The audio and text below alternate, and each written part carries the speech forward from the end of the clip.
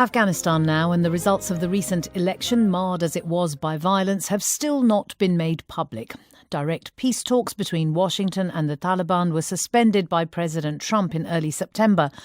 Since then, the government in Kabul, which was not involved in those talks because the Taliban refused its presence, has come up with a 7-point plan, much of which has been rejected by the Taliban. On the table now is the prospect of a growing role being played by China.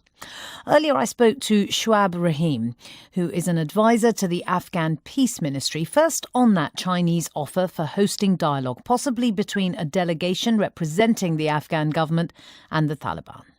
The Afghan government welcomes and has always welcomed efforts from any party, particularly from the Chinese government, in facilitating and supporting efforts to bring the conflicting sides together. And the specific effort of hosting a dialogue among Afghans is also welcome. The concerns or the preferences that we have is that we want to make sure that state representation is recognized and acknowledged, and that the general population feels like their voice, their concerns, their red lines are sufficiently represented in any such interaction and engagement. So when you talk about state representation, presumably you're alluding to the fact that the Afghan government has not been involved in those direct negotiations between the United States government and the Taliban.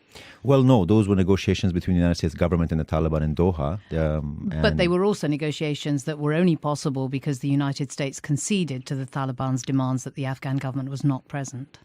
Well, don't want to speak too much on that, but I think we were very vocal regarding the role that the Afghan government needs to have. I think the general understanding at the end was that the Afghan government, even though we had our serious concerns, even though we voiced those concerns, and a lot of those concerns were taken into account, we recognize that there's an opportunity for peace, and we do not want to lose the alignment of global and regional interests to end this conflict. So at the end of the day, the Afghan government was preparing to start the direct talks with the Taliban, and I think that demonstrates our commitment to make sure that we play along. In that context, then, do you regard it as a setback that President Trump called a halt to those direct talks between the envoy, the US envoy, and the Taliban delegation? We recognize that there's a window of opportunity. There will be bumps along the road. We still think there's an opportunity to restart, perhaps in a different manner, perhaps learning some lessons from Doha.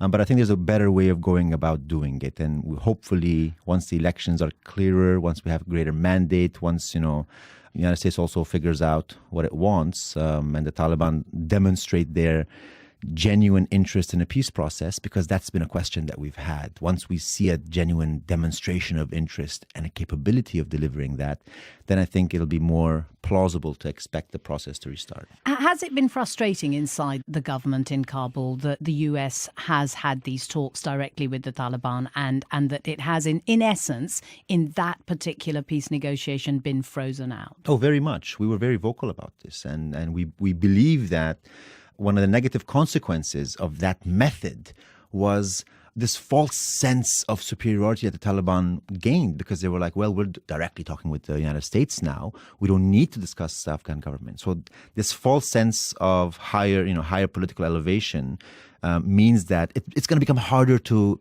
cut deals. It's going to become harder to try and reach a settlement that is meaningful. And it's definitely, how the people perceive it, is definitely not based on the ground realities in Afghanistan.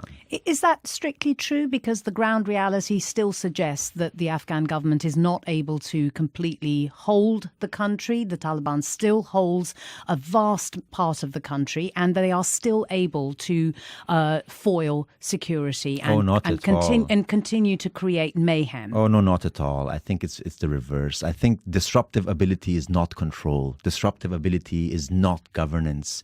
If the Taliban controlled vast areas of Afghanistan, why can't we host the direct talks within the country? 34 provinces, 34 provincial capitals, all government run. From 390, we have barely 40 districts under the control of the Taliban. They have disruptive ability everywhere.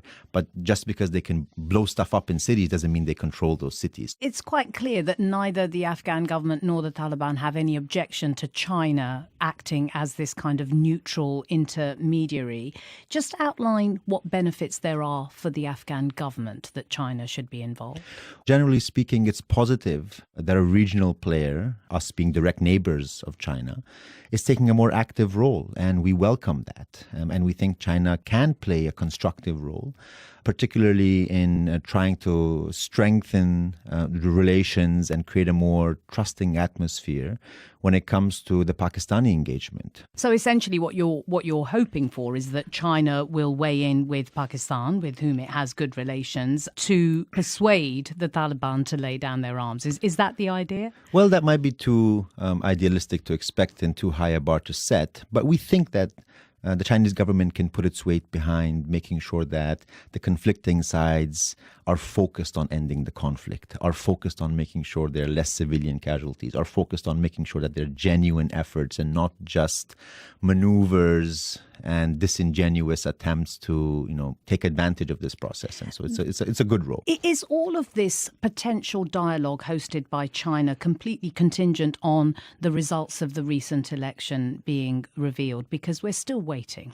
Well, not necessarily. I think we have to recognize that the election itself gives government mandate. So any major effort and push to direct or redirect the peace process requires a high level of mandate. But at the same time, we recognize that peace cannot wait. The international community cannot wait, and we want to make sure we don't lose momentum.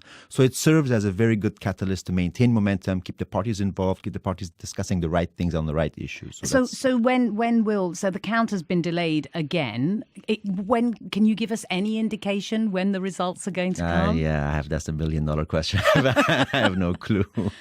If there is an outcome that suggests that both Mr. Ghani and Mr. Abdullah are very, very close and there has to be a runoff, I mean, that does suggest that the runoff can't be held until the spring when the snows melt in the country. And in a way, it goes back to my question about the peace talks. Any momentum behind that might have to put that on hold. So it is contingent on the results being announced, isn't it? Well, I wouldn't say contingent.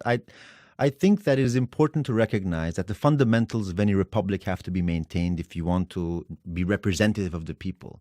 Being politically creative after round one, if there's a scenario of no clear winner in round one, runs the risk of politically destabilizing. Because if you go back to the drawing board, then anything's game. And then so there's nothing to build on. And you question essentially the institutions of the republic. And it becomes very hard to achieve a political settlement that's meaningful and that's feasible. And I don't think that's something that the Afghan people want.